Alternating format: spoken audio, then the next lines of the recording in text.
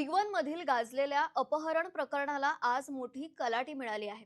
21 वर्षांची तरुणी स्वतःहून बारामती शहर पोलीस ठाण्यात हजर झाली असून तिने अपहरणाचा आरोप स्पष्टपणे फेटाळला आहे। मिळालेल्या माहितीनुसार भिगवण तालुका इंदापूर येथील ही तरुणी शुक्रवारी पहाटे सुमारे 1:30च्या सुमारास बारामती शहर पोलीस ठाण्यात दाखल झाली। त्यानंतर पोलिसांनी तिचा जबाब नोंदवला। दुपारी 12:15च्या सुमारास तिला बारामती जिल्हा व सत्र न्यायालयात नेण्यात आले। प्रथम वर्ग न्यायदंडाधिकारी व्ही देशमुख यांच्या समोर तिचा कलम 164 अंतर्गत इन कॅमेरा जबाब नोंदवण्यात आला। तब्बल 1.5 तास ती न्यायदान कक्षात होती। या संपूर्ण प्रक्रियेदरम्यान न्यायालय परिसरात मोठा पोलीस बंदोबस्त ठेवण्यात आला होता।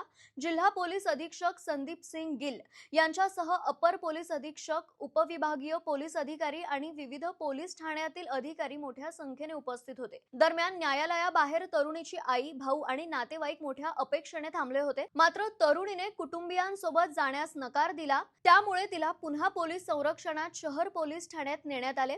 यावेळी आई आणि नातेवाईकांनी मोठा आक्रोश केला।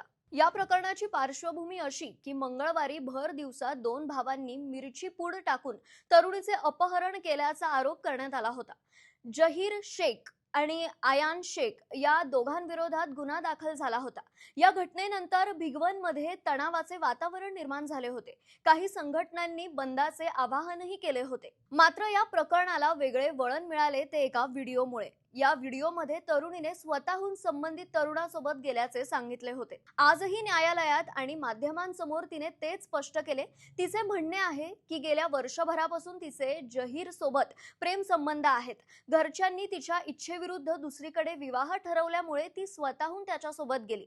अपहरण, मारहाण किंवा सोने हिसकावल्याचे आरोप तिने खोटे असल्याचे सांगितले आहे।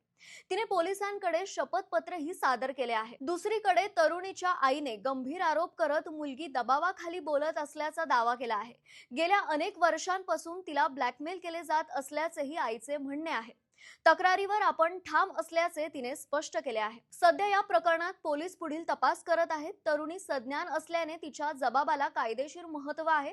मात्र कुटुंबियांचे आरोप आणि परिस्थितीतील तणाव लक्षात घेता हे प्रकरण अजूनही संवेदनशील बनले आहे।